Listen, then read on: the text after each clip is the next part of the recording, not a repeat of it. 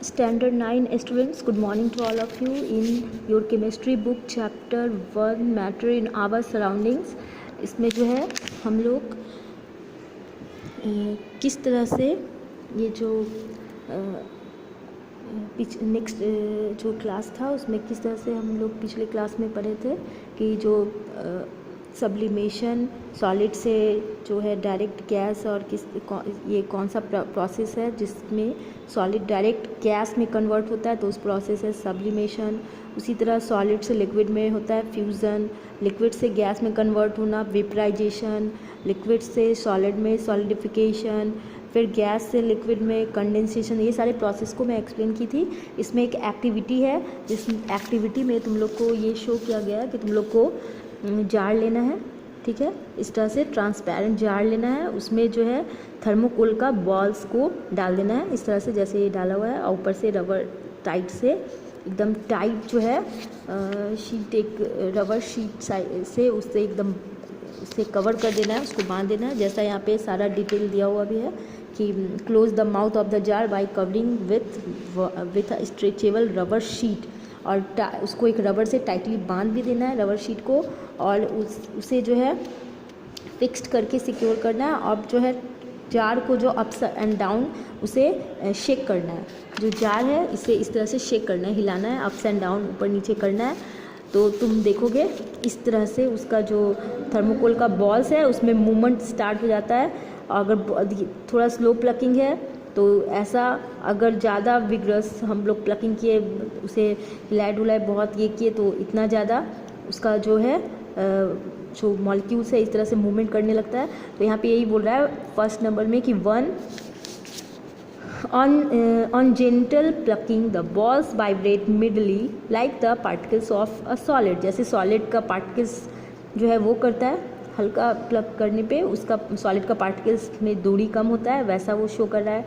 और on slow plucking they fall apart to some extent and move to and fro within the main body of the balls. वो थोड़ा ऊपर नीचे ही बस उसका particles जो है वो इस तरह से ये करने लगता है।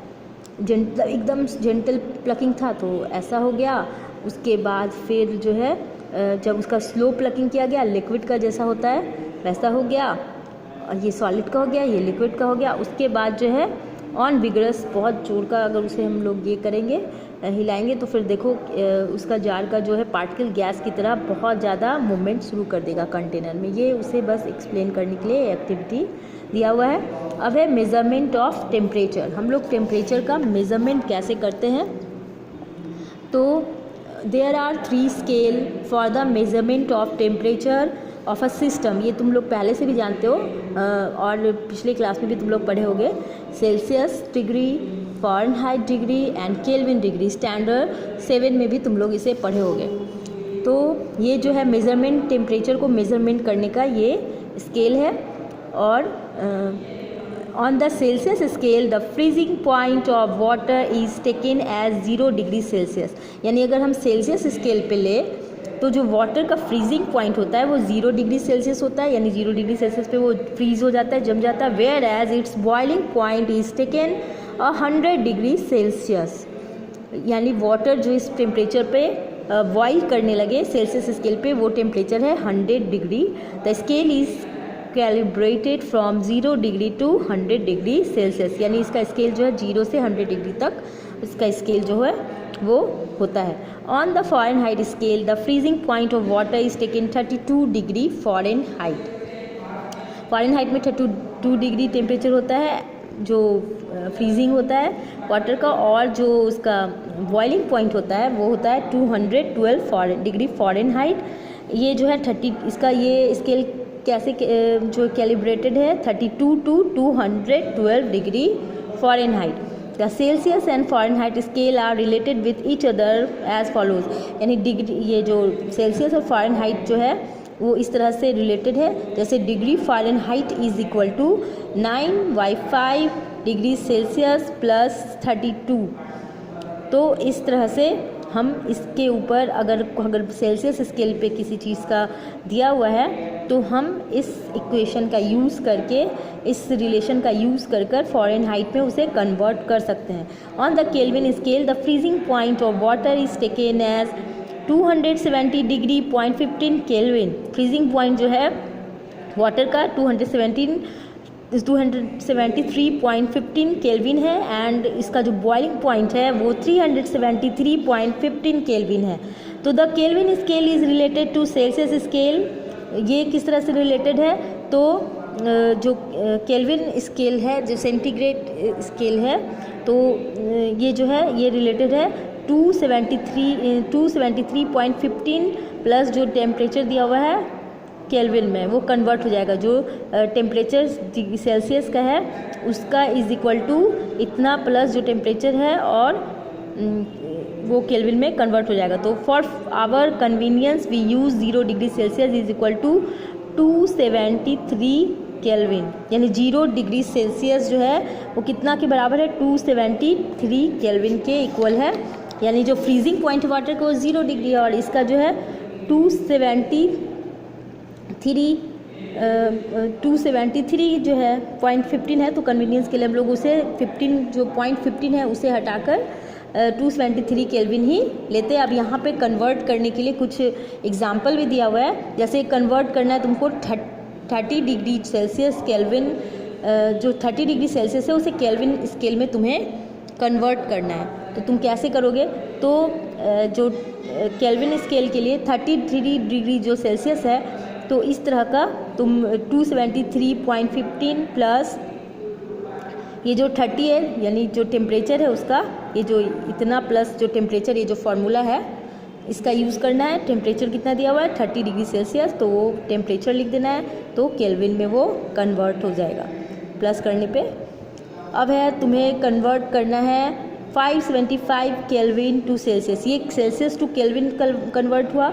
अब तुमको केल्विन से सेल्सियस में कन्वर्ट करना है। तो तुम्हें जो केल्विन है वो दिया हुआ है और यहाँ पे जो है जो फार्मूला है प्लस जो टेम्परेचर है वो नहीं दिया हुआ है, जो मतलब जो टी जो सेंटीग्रेड है वो नहीं दिया हुआ है। तो T is equal to 575 minus, ये उधर चला जाएगा और ये माइनस में आ गया, तो फिर हमें ये सेल्सियस स्केल में ये मिल गया। तो इस तरह से तुम, ये एक छोटा सा फार्मूला है, इस पे पुट कर तुम आराम से सेल्सियस से केल्विन में, केल्विन से सेल्सियस में, उसी तरह से फ़ारेनहाइट से सेल्सियस, सेल्सियस से फ़ारेनहाइट, इस तरह से कन्वर्ट कर सकते हो। अब है difference between gas and vapour. Gas और वेपर में क्या डिफरेंस है? तो usually there is no difference between gas and vapour. The term vapour is used for those gases which exist in liquid form at room temperature. यानी vapour और gas में ऐसे generally कोई डिफरेंस नहीं है, लेकिन जो गैस जो है, जो वेपर जो है, वो रूम टेम्परेचर पर लिक्विड फॉर्म में चेंज हो जाता है तो उसे हम वेपर बोलते हैं। एग्जाम्पल के लिए gaseous form of water is called vapour. जो वेपर का गैसियस फॉर्म है, जो वाटर का गैसियस फॉर्म है वो वेपर है।